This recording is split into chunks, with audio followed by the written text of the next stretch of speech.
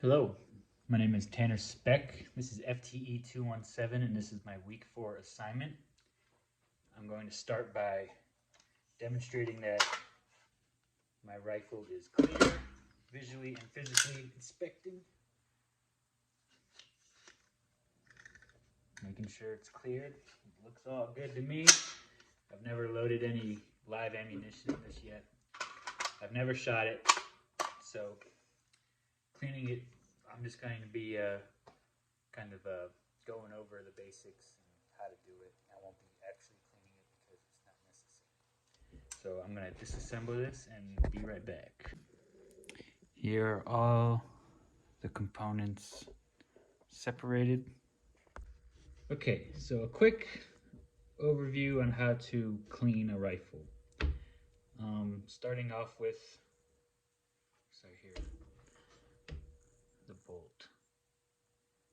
Now this doesn't need to be lubricated very much. It needs to be cleaned, taken apart and cleaned. And when you lubricate, you want to make sure you lubricate these rings here. Sorry. Let me try to get this. When you're inspecting it, you want to make sure your ring, there's no damage to your locks where it locks in. No damage to your ejector or your extractor. Just make sure it's in good shape. Nothing's worn. When you go to your firing pin, there's gonna be like these edges here are gonna be caked in carbon. You wanna make sure you scrub that real good with the brush. And you don't necessarily need to lubricate this at all.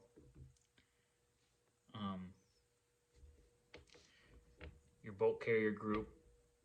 Now this will need wiped down and scrubbed because it'll be caked in carbon as well. And just make sure you get into the little spots and just make sure it's clean.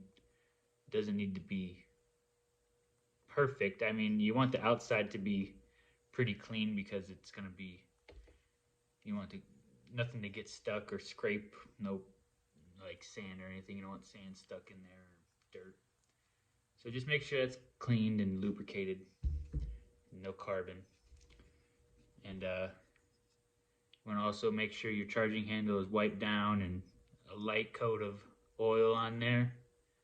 Make sure that's smooth. Whenever any metal is contacting any other metal, like say this, your charging handle is constantly being scraped up against the upper receiver, the inside of that. So you want to make sure it's lubricated and smooth. And for your lower receiver, now depending on how bad your AR gets, you could take out your buffer and you can wipe that down because that can get caked with carbon. Your fire control group. Now you want to make sure you get in there and with your brush and scrub any carbon. You can even take the fire control group apart with each part, and wherever there's other metal contacting metal, you want to make sure those parts are really clean and no carbon, because the carbon buildup can make your trigger malfunction, and that's just not good. You want to make sure everything's catching right and everything's good in your fire control group. And for the lower, that's all you really need to worry about. For your barrel, having something like this is the cleaning stick that they sent us, but any type of cleaning stick will work. That one's real fancy and nice. It has a bearing in it that goes with the rifling of your barrel. So make sure your locking lugs and with your barrel are nice and clean. Get a light in there and make sure you see everything and inspect that. And clean your barrel with a cloth and then a light coat of oil in the barrel. You don't want too much of that at all. All right. on the part 3. Okay, part 3 is how do we let our customers know about ammunition and ammunition-induced malfunctions. So,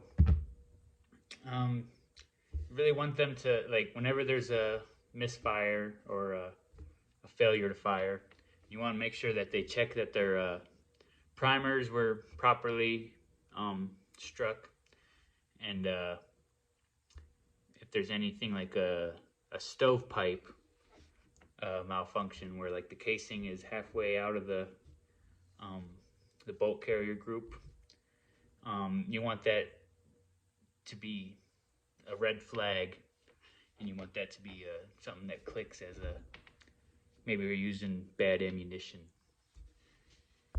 For part 4, should we teach our customers about proper shooting technique?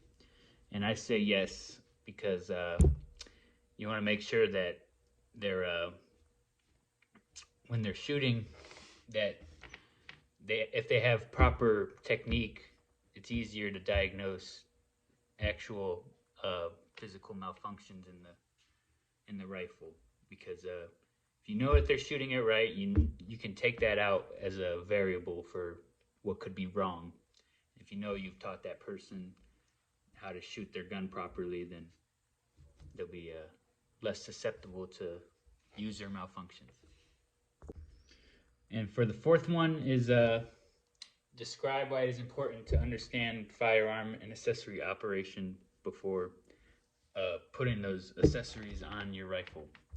And this one is pretty simple. You want to be able to, you want to know how your gun shoots and what, you know, is to expect, because if you say like what are you going to use the gun for, is if you don't want to use like an AR necessarily for home defense as much as something like a handgun, because of the over penetration of the rounds. You don't want to put accessories on your gun for home defense if that's not what you're intending to use the gun for. Or for an example, this is a different reasoning.